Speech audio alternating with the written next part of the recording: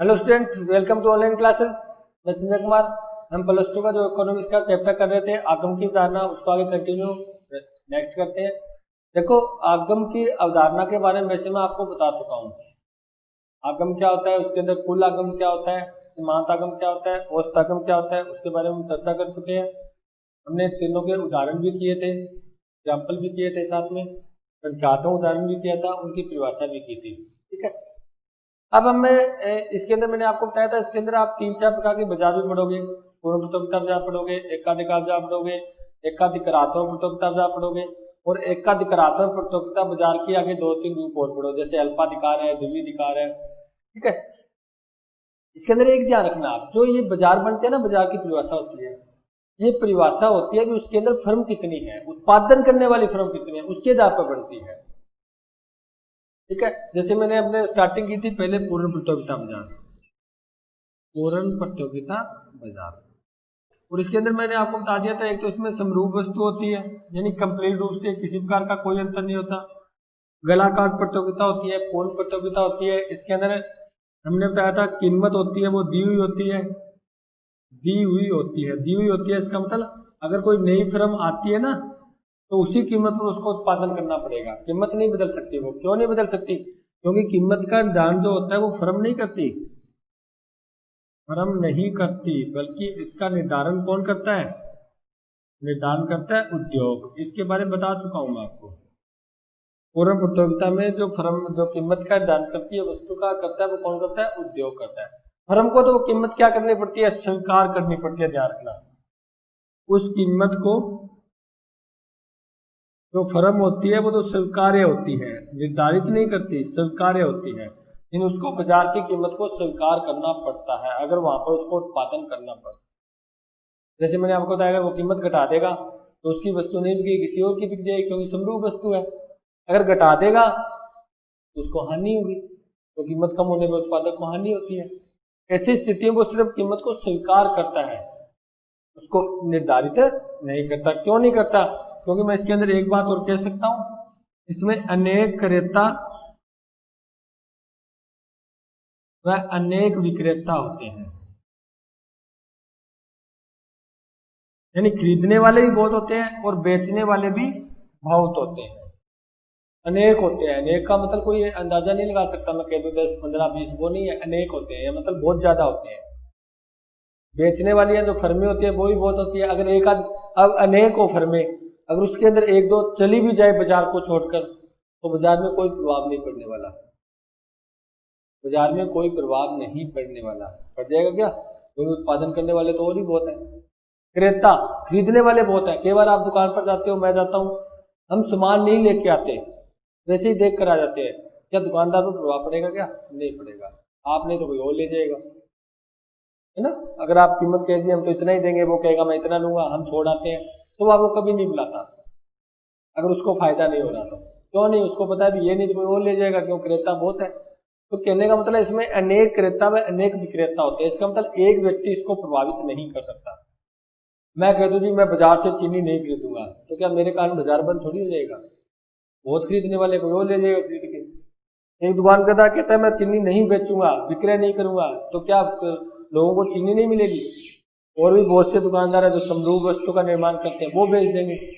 इसका मतलब इसके अंदर एक इक्का दुक्का होता है, वो प्रभाव नहीं डालता बाजार के अंदर, क्योंकि इसके अंदर अनेक क्रेता होते हैं, अनेक विक्रेता होते हैं। वस्तु समरूप होती है, इसी कारण ये वस्तु प्रत्येक स्थान पर मिल जाती है। अगर एक बंदा नहीं तो बेच रहा, दूसरे से ले लेंगे। अगर एक महंगा दे रहा है तो दूसरे से ले लेंगे। ठीक है।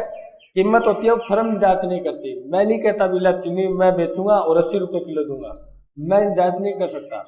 अगर मैं चीनी को बेचना चाहता हूँ बाजार के अंदर, तो मेरे को जो बाजार में जो रेट चल रहा है, जो कीमत है, मेरे को उसी कीमत के अकॉर्डिंग बेचनी पड़ेगी।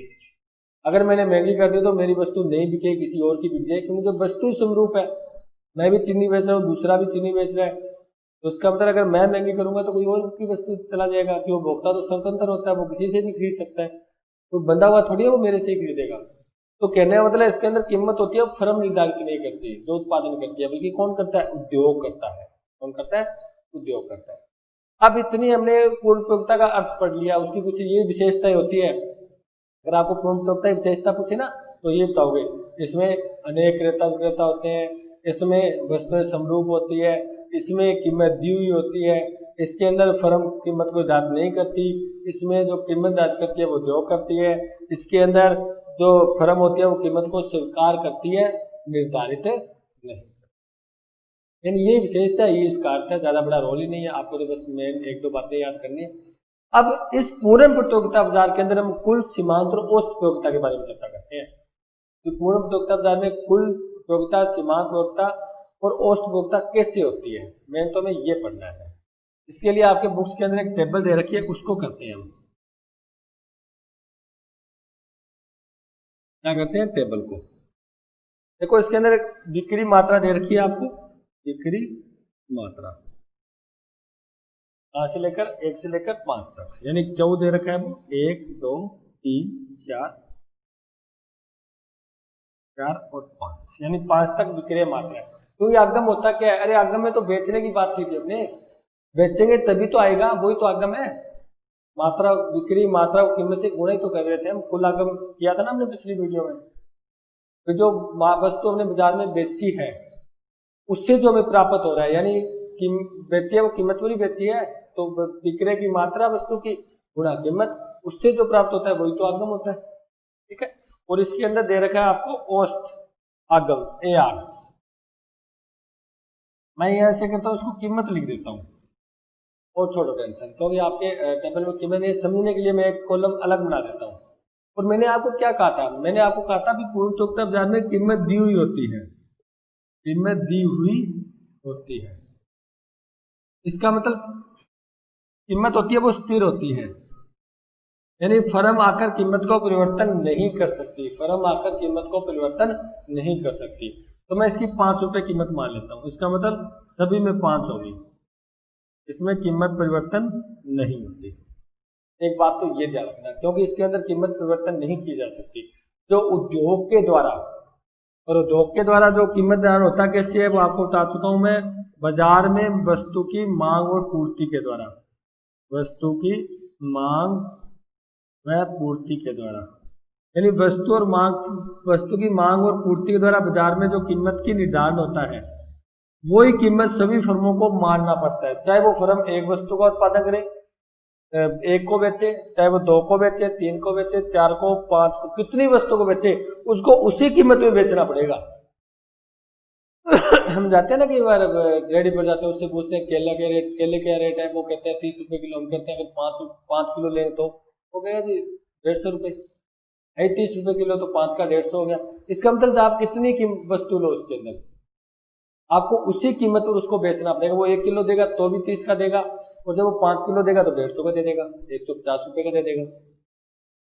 यानी कीमत क्या रहेगी, स्थिर रहेगी, कीमत में परिवर्तन नहीं होगा। अगर आप कहेंगे जी हम इतना ले रहे हैं तो कुछ तो कम करो, अरे वो कहेगा कंपटीशन का टाइम है, प्रतियोगिता का टाइम है, इसमें पहले से हमें 1 रुपया ही बच रहा है, हमें पहले से 1 रुपया बच रहा है, यानी 1 रुपया बचाएंगे हम इससे 1 किलो के पीछे। तो कहने का मतलब यही तो पूर्ण प्रतियोगिता है। ठीक है, उसके अंदर ज्यादा लाभ नहीं होता। और ध्यान रखना, पूर्ण प्रतियोगिता में जो फर्म को होता है वो एक दूसरी द्वितीय अवस्था की बात करेंगे, सामान्य लाभ की बात करेंगे हम। आगे आपका नेक्स्ट लेसन आएगा वो यही आएगा, ये फर्म का संतुलन कैसे होता है, तो 2 विधियां पढ़ेंगे हम। ठीक है, वो भी हम अलग अलग बाजार में करेंगे, पूर्ण प्रतियोगिता में कैसे होता है, एकाधिकार में कैसे होता है। तो यहाँ पर कीमत आ गई P। अब हमें निकालना है TR, यानी कुल आगम। और कुल आगम का मैंने सूत्र क्या बताया था आपको, Q गुणा P, याद आ रहा है क्या? विक्रय की गई वस्तु की मात्रा और उसकी कीमत से गुणा। इसका मतलब विक्रय की गई वस्तु की मात्रा ये है, कीमत ये है। ठीक है, तो जब 1 को 5 से गुणा किया कितना आया, 5, 2 को 5 से गुणा किया 5 दूनी 10, 3 को 5 से गुणा किया 5 के 15, 4 को 5 से गुणा किया 20 और 5 को 5 से गुणा किया 25। ये हमने क्या निकाल लिया, इसका कुल आगम निकाल लिया। अब मैं बात करूं जी औसत आगम की। औसत आगम का सूत्र हमने क्या पढ़ा था, हमने पढ़ा था जो आपके पास कुल आगम है उसको क्या देना है, विक्रय की गई मात्रा से भाग देना है। याद आ रहा है क्या आपकी, जो हमने टेबल की थी, कुल आगम सीमांत और औसत की टेबल की थी ना। ये आपको क्या करना है, कुल आगम को विक्रय की गई मात्रा से भाग देना। जैसे आप उसको विभाजित करोगे, भाग दोगे, तो आपको जो भागफल मिलेगा, जो भी आपको आंसर आएगा वो क्या मिलेगा, औसत आगम प्राप्त होगा, ए आर प्राप्त होगा। देखो जैसे ये कुल आगम है, 5 को 1 से भाग दिया 5, 10 को 2 से भाग दिया 5, 15 को 3 से भाग दिया 5, 20 को 4 से दिया 5 और 25 को 5 से दिया 5। बात समझिए। अब बात करता हूं मैं एम आर की। एम आर यानी सीमांत आगम की। और जो सीमांत आगम का हमने सूत्र बताया था क्या था, डेल्टा टी आर बटा डेल्टा क्यू। भाई विक्रय की गई मात्रा में परिवर्तन करने पर कुल आगम में जो परिवर्तन होता है, विक्रय की गई मात्रा में परिवर्तन यानी एक इकाई का परिवर्तन करने पर या एक अतिरिक्त इकाई बेचने पर कुल आगम में जो परिवर्तन होता है वो क्या होता है, सीमांत आगम। तो देख लो कितने का परिवर्तन हुआ, 5 का। देखो यहाँ पर इकाई परिवर्तन कर रहे हैं, परिवर्तन कितने का हो रहा है, 5 से 10 हो गया 5 का, 10 से 15 हो गया 5 का, चौथी इकाई में 15 से 20 हो गया 5 का, और पांचवी इकाई में 20 से 25 हो गया नहीं 5 का। ठीक है, परिवर्तन 5 का हो रहा है। तो इसके अंदर आपको देखो पहले इस टेबल को समझते हैं फिर इसका डायग्राम बनाते हैं। टेबल क्या लगा आपको, एक तो इसके अंदर कीमत, औसत आगम और सीमांत आगम तीनों क्या है, बराबर है, ए आर एम आर और पी। ध्यान रखना अगर आपसे क्वेश्चन पूछे तो पूर्ण प्रतियोगिता बाजार में जो औसत आगम होता है, सीमांत आगम होता है, कीमत होता है, वो तीनों क्या होते हैं, मान बराबर होता है। आपको टेबल में स्पष्ट दिखाई दे रहा है। अगर मैं आपसे पूछ लूं कि पूर्ण प्रतियोगिता बाजार में औसत आगम, सीमांत आगम और कीमत को परिभाषित करो या इसके आपस में संबंध को बताओ, तो आप क्या कहोगे, तीनों के मान बराबर होते हैं। आपके सामने है 5 5 5 5 5 5 5 5। क्लियर है बात ना, ठीक है। दूसरी बात को टी आर बताओ जी। टी आर के कॉलम को देखो, आपको क्या लग रहा है, टी आर कॉलम एक स्थिर रूप से बढ़ रहा है, 5 5 5 5। इसका मतलब एक सीधी, इसकी एक खड़ी हुई बिल्कुल सीधी रेखा होगी, एक 45 डिग्री रेखा होगी, क्योंकि ये एक स्थिर रूप में बढ़ रहा है। सिर्फ 5 है तो सब में 5 5 ही बढ़ रहा है, 10 होता तो सब में 10 10 ही बढ़ता। यानी इसकी जो रेखा होगी बिल्कुल एक सीधी रेखा होगी, कहीं पर अधिकतम नहीं है। हमने पढ़ा था ना कुल के अंदर, पहले बढ़ता है फिर स्थिर होता है फिर गिरता है। इसके अंदर वो मैटर नहीं है, इसके अंदर बढ़ेगा सीधा ही बढ़ेगा, गिरेगा तो सीधा ही गिरेगा। ना तो ये अधिकतम वाला बिंदु, ना इसमें कोई गिरने वाला बिंदु, कुछ भी नहीं है। हम तो यही पढ़ेंगे तो इसके अंदर बिल्कुल एक सीधी रेखा बनेगी। अब हम क्या करते हैं, इन तीनों को हमने पढ़ लिया, टेबल को हमने बना लिया। अब हम टेबल के आधार पर क्या करते हैं, डायग्राम बना देते हैं तीनों का अलग अलग। ठीक है, तो बना लेते हैं।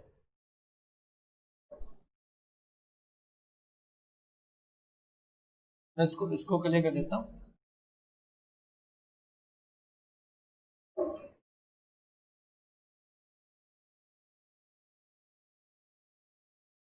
हम बनाते हैं पहले कुल आगम का, यहाँ पर हो जाएगी विक्रय की गई मात्रा। ठीक है,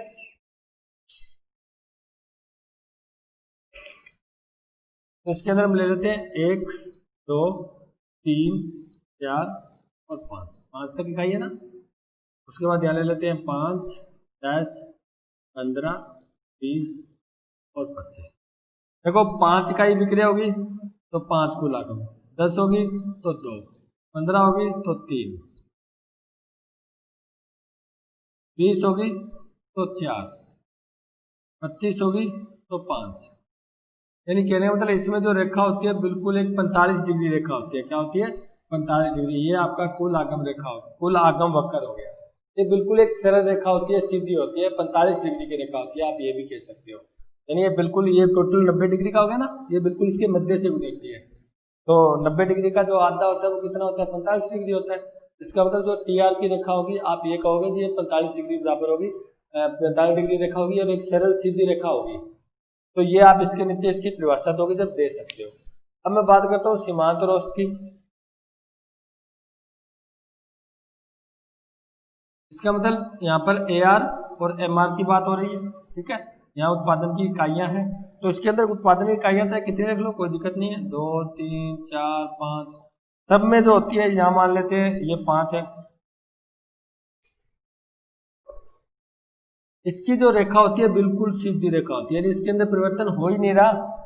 1 पर भी 5 है, 2 पर भी 5 है, 3 पर भी 5 है, 4 पर भी 5 है, 5 पर भी 5 है, सब में क्या है, 5 5 ही तो है। इसका मतलब कुल जो आपकी पूर्ण उत्पादकता होती है उसके अंदर ए आर एम आर और पी की रेखा एक ही होती है, और जो बिल्कुल एक, जैसे हमने पढ़ा था ना अनंत लोचदार, याद आ रहा है आपको, जो हमने मांग की कीमत लोच की थी, उसके अंदर एक श्रेणियों में एक था अनंत लोचदार, ठीक है। अनंत लोचदार था, उसके अंदर बिल्कुल सीधी रेखा बनी थी हमारी, यानी उसके अंदर बहुत ज्यादा परिवर्तन होना। तो ये अनंत लोचदार की तरह है, या आप कह सकते हो ओ एक्स अक्ष के समांतर है। ये ओ एक्स अक्ष हो गया ना, इसके समांतर रेखा बनती है ए आर की, एम आर की और पी की। बात समझ हो गई? ये इसका देखो कितना सिंपल डायग्राम है पूरा का, कुछ नहीं करना। डी आर तो बिल्कुल स्थिर बढ़ती है, इसका मतलब ये बिल्कुल सीधी रेखा होती है, 45 डिग्री की रेखा, ठीक है, आपके सामने दे रखी है। सब में 5-5 का ही अंतर है, क्योंकि एक समान रूप से बढ़ रही है, उतने ही गैप है सब में, किसी में कोई ज्यादा कम नहीं है, ठीक है। अगर हम पी की, ए आर की, एम आर की बात करें, देख लो सब में क्या है, तीनों बराबर है, तीनों बराबर है, और वो भी सेम है, यानी परिवर्तन नहीं होता, 5 5 5 5 5 5 5। इसका मतलब ये प्रत्येक चाहे एक का बिक्री करें, चाहे दो का करें, तीन का करें, चार का करें, पांच, कितनी वस्तुओं को बिक्री करें बाजार के अंदर, उसके अंदर जो ए आर एम आर होगी वो क्या रहेगी, बराबर रहेगी, यानी स्थिर रहेगी। डी आर में तो स्थिर परिवर्तन होता है, लेकिन ये स्थिर रहती है, वही बिंदु रहता है, कीमत होती है वही उतनी रहती है कीमत में। और कीमत के अंदर तो हम पढ़ ही चुके हैं, पूर्ण प्रतियोगिता बाजार में एक फर्म कीमत को स्वीकार करती है, निर्धारित नहीं करती, यानी उसके अंदर जो उद्योग के द्वारा कीमत निर्धारित हो चुकी है, उसी को ही कीमत क्या करती है, उसी पर वस्तुएं बेचती है, बस, यानी कीमत स्थिर रहती है। इसके अंदर ए आर एम आर कीमत होते हैं, तीनों बराबर होते हैं। मैं बार बार ये कहता हूँ कि उद्योग के द्वारा बाजार के अंदर वस्तु की मांग और पूर्ति के द्वारा कीमत डाल होती है, जैसे ये इस लेसन का टॉपिक नहीं है, लेकिन फिर भी मैं आपको ये बार बार कहने से अच्छा मैं आपको एक डायग्राम के द्वारा सिंपल सा बता दूं, ताकि आपको जैसे ही मैं आप बात करूं उद्योग कैसे होता है, मांग पूर्ति दान कैसे होता है, ताकि आपको पता चल जाए कि ये है। तो हम क्यों ना उसको पहले कर लेते हैं, थोड़ा सा टॉपिक है 2 मिनट का, पहले आपको मैं वही बता देता हूँ, उसके बाद एकाधिकार बाजार की बात करते हैं। देखो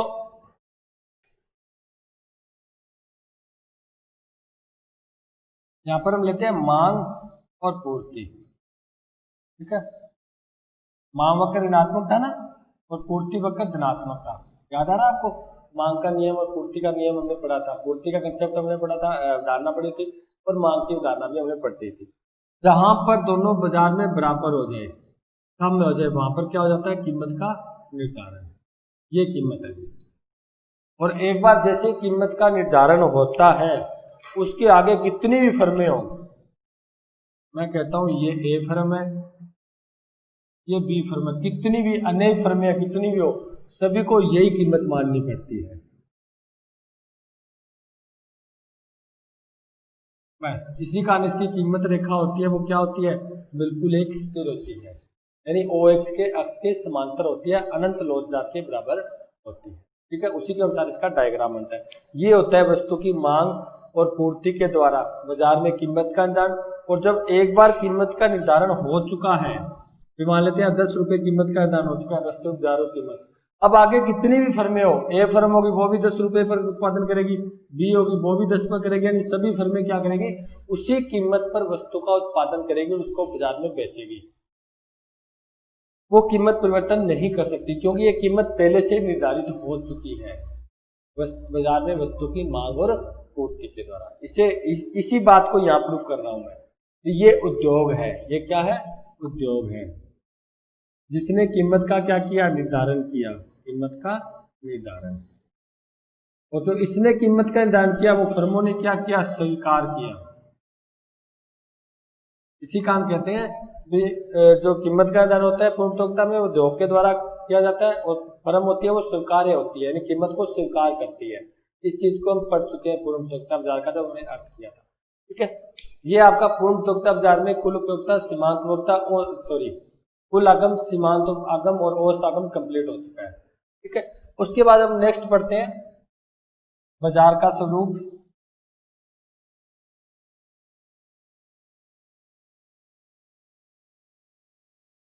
तो नेक्स्ट आपका बाजार का स्वरूप है वो एकाधिकार बाजार है। कौन सा बाजार है, एकाधिकार बाजार। पहले एकाधिकार बाजार के अर्थ को समझ लेते हैं। एकाधिकार बाजार होता कौन सा है? जैसे हमने पूर्ण प्रतियोगिता बाजार का अर्थ समझा था, उसी प्रकार हम एकाधिकार बाजार का भी अर्थ समझ लेते हैं। देखो, इसके नाम से एकाधिकार यानी एक का अधिकार, एकाधिकार यानी एक का अधिकार। इसका मतलब जब बेचने वाले यानी विक्रय करने वाले, क्या मैं लिख देता हूं, बेचने वाली फर्म एक हो यानी उसी का अधिकार हो, कोई और फर्म उसको बेच ही न पाए, सिर्फ एक ही व्यक्ति का अधिकार हो, वही उसका उत्पादन करेगा और वही बेचेगा, किसी और दूसरा उसको बेच ही नहीं पाएगा, उत्पादन भी नहीं कर पाएगा, उसे बोलते हैं एकाधिकार बाजार। उससे समरूप वस्तु, इसकी समरूप वस्तु नहीं होती।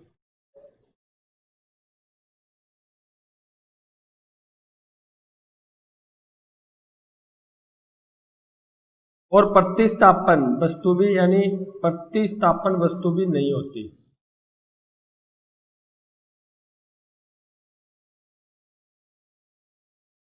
ठीक है, यानी इसके अंदर एक तो समरूप वस्तु नहीं होती और इसके अंदर बात करो प्रतिस्थापन वस्तु नहीं होती। इसका मतलब उसका उत्पादन करने वाला, बेचने वाला एक ही व्यक्ति होगा, वही उस वस्तु का उत्पादन करेगा और वही उसको क्या करेगा, आगे बाजार में बेचेगा। अब मेरी बात सुनो, पूर्ण प्रतियोगिता बाजार के अंदर तो पढ़ा था बहुत ज्यादा फर्में होती है, बेचने वाली बहुत ज्यादा फर्में होती है, अनेक क्रेता होती है, अनेक विक्रेता होती है, पढ़ा था ना। लेकिन इसके अंदर क्या लिखोगे आप, मैं लिख देता हूं, इसमें क्रेता तो अधिक होते हैं लेकिन जो विक्रेता होता है वो एक ही होता है। मैंने आपको पहले ही कहा था, आप बाजार का जो अर्थ याद करोगे ना, वो सिर्फ अधिकार के दाव पर करोगे, उसमें उत्पादन करने वाला, बेचने वाले कितने हैं। पूर्ण प्रतियोगिता बाजार में अनेक होते हैं, एकाधिकार में एक होता है, द्विधिकार में दो होते हैं, अल्पाधिकार में अल्प होता है, कम होते हैं। यानी टोटल अधिकार के आधार पर चलेगा बाजार में उत्पादन करने वाली और बेचने वाली कितनी फर्में हैं। तो इसका अर्थ क्या लिखोगे, इसका अर्थ यही हुआ एकाधिकार बाजार का जिसके अंदर बेचने वाला विक्रेता एक ही हो, सिर्फ उसी का अधिकार हो बेचने में, कोई और वस्तु न, यानी उसकी न तो समरूप वस्तु होगी न उसकी प्रतिस्थापन वस्तु होगी, उसे हम क्या बोलते हैं, एकाधिकार बाजार बोलते हैं। अब सुनो बात, जब व्यक्ति एक ही है उत्पादन करने वाला, बेचने वाला भी एक है, तो वो क्या कर सकता है, वो कीमत को निर्धारण कर सकता है।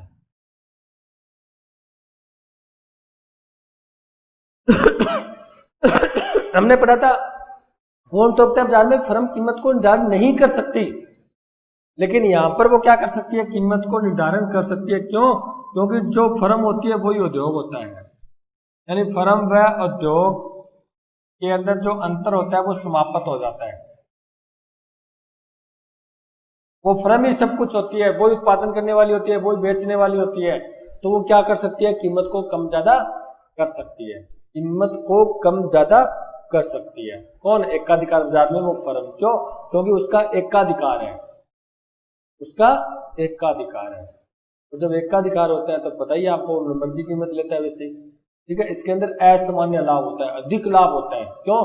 क्योंकि एक ही व्यक्ति बेचने वाला होता है, वो अपनी मनमर्जी कीमत पर बेच सकता है और बेचकर लाभ प्राप्त कर सकता है। लेकिन इसके लिए आपको एक लाइन याद करनी है, जो आपको मैं अभी लिखा रहा हूं। जैसे मैं एकाधिकार कराऊंगा पूरा, तब तक वो लाइन आपके दिमाग में रहनी चाहिए। इसके अंदर एक लाइन ये होती है, भी हमने ये पढ़ लिया भी एकाधिकार बेचने वाला एक ही होता है, तो इसका मतलब वो कीमत को निर्धारण कर सकता है। लेकिन मैं एक लाइन लिखता हूं, एकाधिकारी फर्म है जिसके पास एकाधिकार हो, एकाधिकारी फर्म वस्तु की कीमत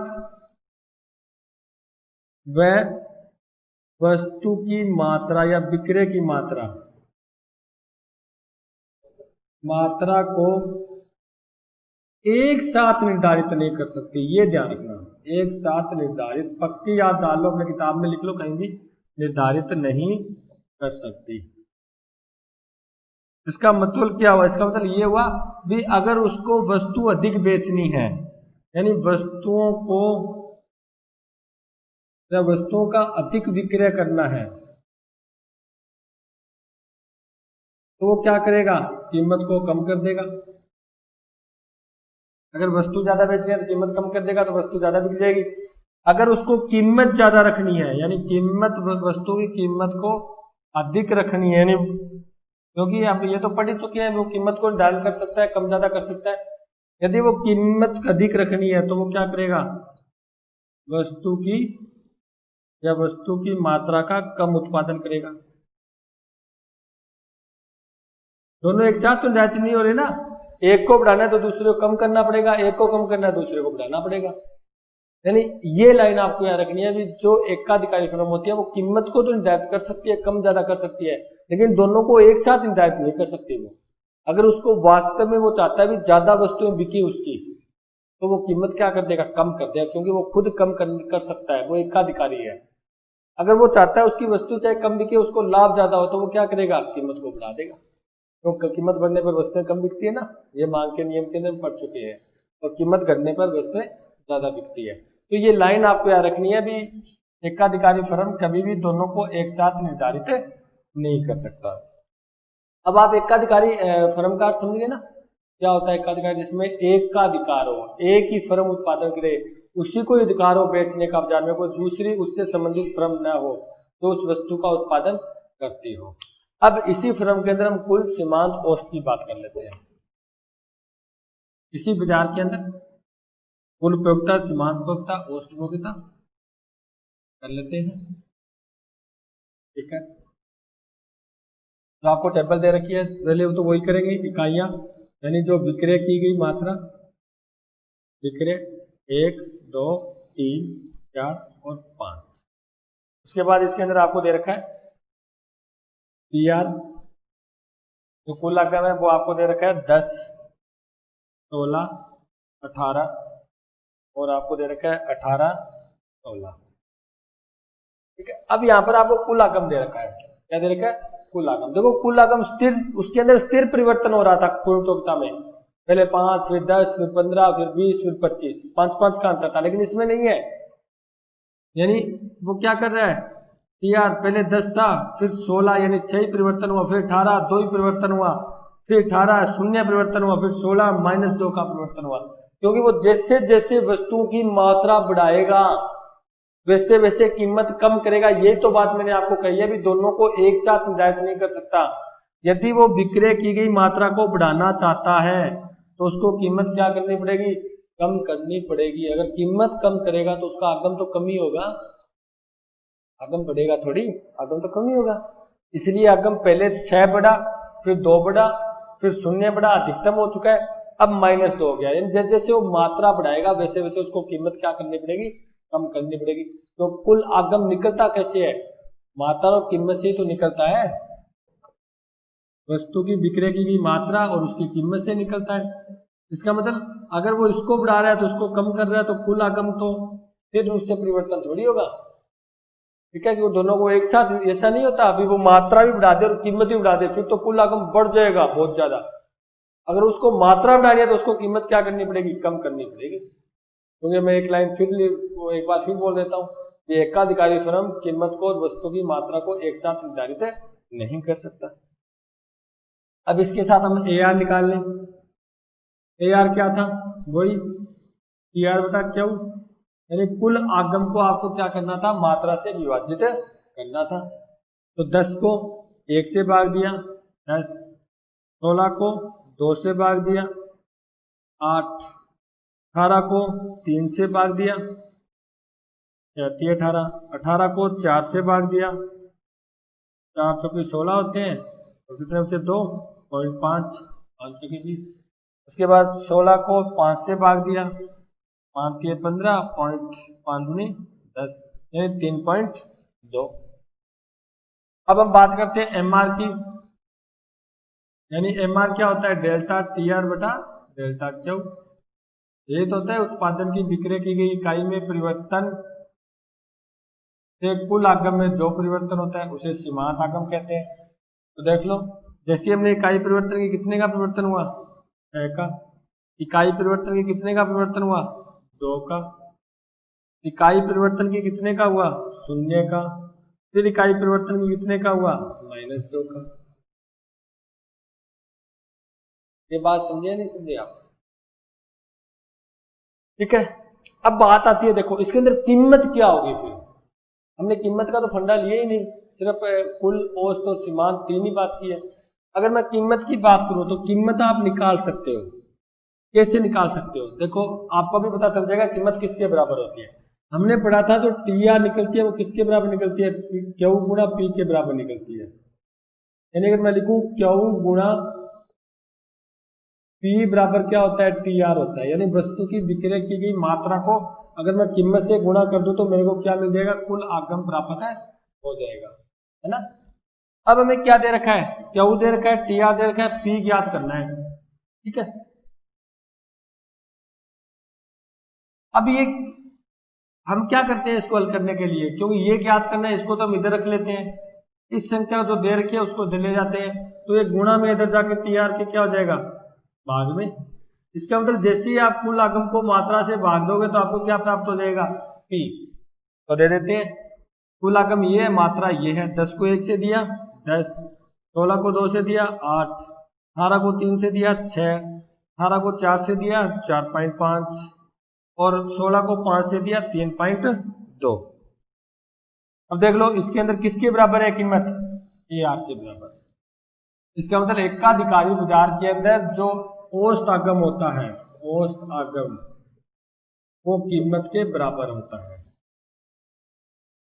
देखो ये बातें कोई अलग से थोड़ी है, ये पर्सन कहां से उठे इसको देख रहे तो उठे, हमें तो टेबल को तो समझना है भाई।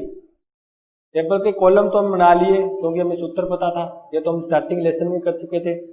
अब हमें क्या करना है? टेबल कॉलम तो बना लिए लेकिन कॉलम को समझना भी है कौन किसके बराबर है। जैसे हमने पूर्व प्रतियोगिता में किया था A R M R P होता है, लेकिन इसके अंदर क्या होता है? एम आर तो अलग है लेकिन ए आर और पी वो दोनों है। 10 10 8 8 6 6 4.5 4.5 3.2 3.2। इसका मतलब एकाधिकार बाजार में जो ए आर होता है वो किसके बराबर होता है? पी के बराबर होता है। इसलिए मैं अलग अलग रेखा बनाने की जरूरत नहीं है। जो ए आर की रेखा होगी ना, डायग्राम होगा, वही पी का है, वही कीमत का है। तो औसत आगम का जो आपको डायग्राम बनेगा वही कीमत का डायग्राम है, दूसरी बार बनाने की जरूरत नहीं है, ठीक है। अब हम क्या बनाते हैं? इनका डायग्राम तैयार कर लेते हैं, ठीक है, तीनों का।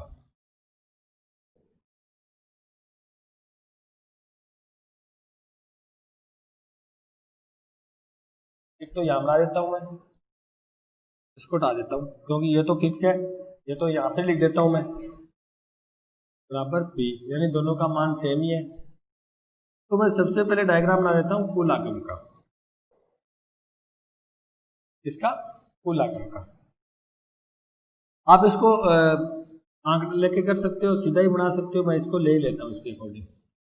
ये अपने दो का अंतर ले लेते हैं, तो 3 का ले लेते हैं। 4 का तो तुम्हें 2 जाएगा नहीं, 4 8 12 और 16 हमने क्या ले लिया? 4 का ले लिया, कोई दिक्कत नहीं है, कितना ही ले सकते हो आप।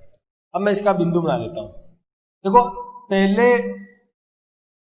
जो मात्रा बिक्री थी उसकी टीआर कितना था? 10, 10 इनके मध्य होगा, ये आपका पहला बिंदु है। दूसरे पे कितना है? 16,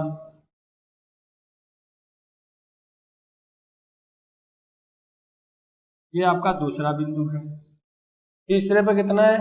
18,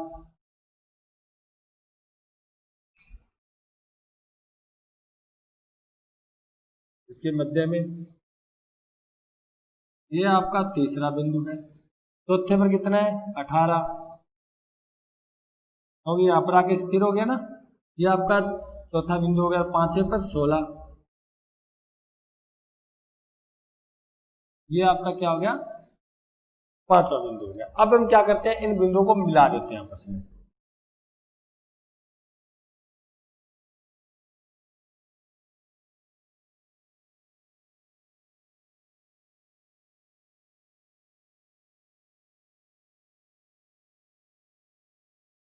ये आपका क्या मिल गया? टीआर।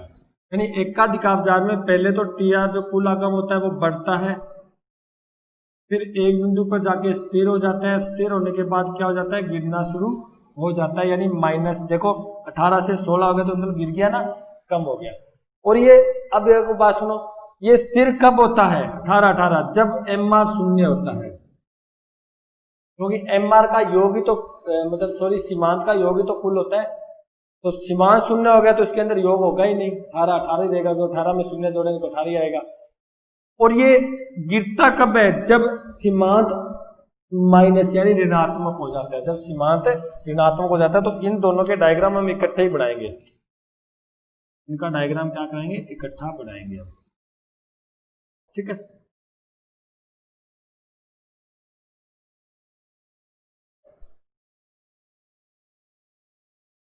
पहले तो ये अधिकतम इस बिंदु पर हुआ था ना, इस एक रेखा को ऐसे लगा लिया करो, क्योंकि यहाँ पर जो सीमांत होगा वो क्या होगा, शून्य होगा, एम आर सीमांत क्या होगा, क्योंकि इस चीज को पढ़ चुके हैं। जब एम आर यानी सीमांत शून्य होता है ना, यानी ये शून्य की रेखा है, ये शून्य हो गया यहाँ पर, तब ये होता है अधिकतम। टी आर अधिकतम होता है कब, जब एम आर शून्य होता है, शून्य होता है। ये आपकी टेबल बता रही है, देखो एम आर यहाँ शून्य है तो टी आर अधिकतम है, ठीक है। जब ये ऋणात्मक है इसके नीचे चला जाएगा रेखा के, तब ये क्या हो जाएगा, गिरना शुरू हो जाएगा। देखो ये ऋणात्मक हो गया यहाँ पर, यानी जीरो रेखा से नीचे चला गया तो ये गिरना शुरू हो गया, ठीक है। अब बात करते हैं M R, M R A R देखो ध्यान से आप, ज्यादा है, ज्यादा है, ज्यादा है, ज्यादा है। इसका मतलब, क्योंकि हमने पहले ही पढ़ा था, जब दोनों गिरते हैं, जब दोनों गिरते हैं ऐसी स्थिति में एम आर हमेशा कम होती है, यानी सीमांत हमेशा कम होता है। ये तो पढ़ चुके हैं हम, क्योंकि सीमांत की बढ़ने की प्रवृत्ति भी तेज होती है और घटने की प्रवृत्ति भी क्या होती है, तेज होती है। जब दोनों गिरेंगे तो सीमांत हमेशा नीचे होगा और बढ़ेंगे तो सीमांत हमेशा ऊपर होगा। ये तो हम आगम, लागत, उत्पादन, उपयोगिता सब में कर चुके हैं। इसका मतलब ये गिर रहा है तो एम आर छोटा होगा और ए आर देख लो बड़ा है, आपके टेबल में दिखाई दे रहा है, ये होगा आपका ए आर, ये हो गया ए आर, ये हो गया एम आर। इसको हमने ना थोड़ी, इसके अंदर लोच होती है वो कम होती है, ध्यान रखना, लोच क्या होती है, कम। चलो बता ही देता हूँ, इसको ऐसे बना लेते हैं। इसकी लोच, इसमें जो अपने पढ़ा था ना मांग की कीमत लोच, इसमें लोच कम होती है। एकाधिकार जाल में देखो पूर्णतोगिता में तो अनंत होती है, क्योंकि इसका तो डायग्राम बनता है वो अनंत का बनता है, ए आर एम आर है ना, अनंत का होता है। इसमें लोच अनंत होती है। इसका ये नीचे ज्यादा गिरता हुआ होता है, इसके अंदर लोच क्या होती है, कम होती है।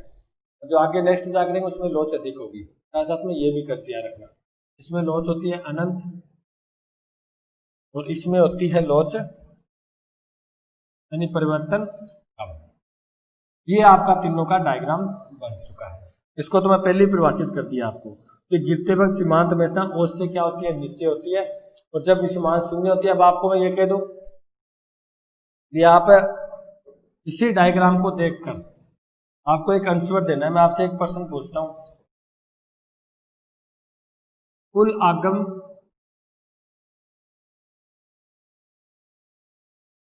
व सीमांत आगम में संबंध बताओ। आप क्या कहोगे, जब सीमांत आगम गिर तो रहा है, लेकिन शून्य रेखा से जब ऊपर होगा तब तक तो धनात्मक तो होगा, शून्य से रेखा से नीचे जाएगा तभी तो ऋणात्मक होगा। तो आप पहला कह सकते हो, जब सीमांत होता है आगम गिरता है और साथ में धनात्मक रहता है, क्या रहता है, धनात्मक, तब तक टी आर बढ़ती है। गिर तो रहा है लेकिन है तो धनात्मक, जो शून्य रेखा से ऊपर है, तो तब तक टी आर बढ़ रही है, ठीक है। दूसरा, जब एम आर यानी सीमांत आगम शून्य होता है तो टी आर क्या होती है, अधिकतम होती है। क्या होती है, अधिकतम। आपके सामने है, ये शून्य है, इस बिंदु पर ये अधिकतम है, यानी 18 इससे ऊपर गई नहीं। 18 वाला आंकड़ा है वो सबसे ऊंचा है, ये अधिकतम है। अगर ऊपर जाओगे वो भी कम है और आगे आओगे तो भी कम है, यानी यही आंकड़ा है जो सबसे ज्यादा अधिकतम है, उससे ऊपर जा ही नहीं सकते, ठीक है। इसी कारण जब ये एम आर शून्य होती है तब ये अधिकतम होती है। और तीसरे की बात मैं यहाँ लिख देता हूं, जब ये ऋणात्मक हो जाती है यानी जीरो रेखा से नीचे चली गई, जब सीमांत आगम ऋणात्मक होता है, जब कुल आगम क्या होता है, घटना शुरू हो जाता है या गिरना शुरू हो जाता है, गिरना शुरू। बस तीनों संबंध कंप्लीट है। क्या इसको डायग्राम को देख के तो लिख रहे हैं, मैं कहता हूँ ये जो संबंध है ना, ये आपके एग्जाम में पक्के आते हैं, पक्का आते हैं 100%। एक का संबंध आपसे जरूर पूछा जाएगा, और जो संबंध याद करोगे वो इसको देख कर ही तो करोगे, कोई अलग मैटर नहीं है। ऐसा कोई दिमाग में सोचने की, रट्टा मारने की जरूरत ही नहीं है। अगर आपको टेबल याद है, आपको डायग्राम याद है, तो कोई भी संबंध पूछ ले आपसे, आप बता सकते हो आराम से। तो ठीक है डियर स्टूडेंट, हमने यहाँ तक पूर्णत्वकता विचार कंप्लीट किया। पूर्णत्वकता विचार में कुल सीमांत औसतों किया, एकाधिकार किया, उसके अंदर कुल सीमांत औसतों किया, उसके डायग्राम बना दिए, टेबल बना दिए। अब जो हमारा नेक्स्ट जो आएगा, जो हम नेक्स्ट क्लास में करेंगे, उसके बारे में आपको लिख देता हूँ यहाँ पर। उस बाजार का नाम होगा अपूर्ण प्रतियोगिता बाजार। देखो पहला बाजार पढ़ा था पूर्ण, उसमें प्रतियोगिता तो होती है पूर्ण, लेकिन इसमें प्रतियोगिता तो होगी लेकिन अपूर्ण प्रतियोगिता होगी। प्रतियोगिता तो इसमें, उसमें तो गोलाकार प्रतियोगिता होती है, क्योंकि पूर्ण प्रतियोगिता होती है, वस्तु समरूप होती है। इसके अंदर प्रतियोगिता होगी लेकिन अपूर्ण होगी, पूर्ण नहीं होगी। ठीक है, और इसको बोलते हैं एकाधिकारात्मक प्रतियोगिता बाजार। एकाधिकारात्मक प्रतियोगिता, एक ही बात है, ये कह दो ये कह दो, दोनों का सेम ही अर्थ है। ठीक है, ये करेंगे हम नेक्स्ट क्लास, नेक्स्ट वीडियो में। यहाँ तक इतना ही। आप ये दो बाजार याद कर लेना, पूर्ण प्रतियोगिता और एकाधिकार। ये बाजार बिल्कुल ही सिंपल है और सबसे व्यवहारिक, आप जो व्यवहार में देखते हो ना वर्तमान में, वो ये है। पहले वाले नहीं देखते, एकाधिकार भी नहीं मिलता कहीं पर, पूर्ण प्रतियोगिता भी कहीं पर भी नहीं मिलता, लेकिन ये बाजार आपको व्यवहार में मिलता है। कैसे मिलता है वो नेक्स्ट क्लास, नेक्स्ट वीडियो में करेंगे। Thank you.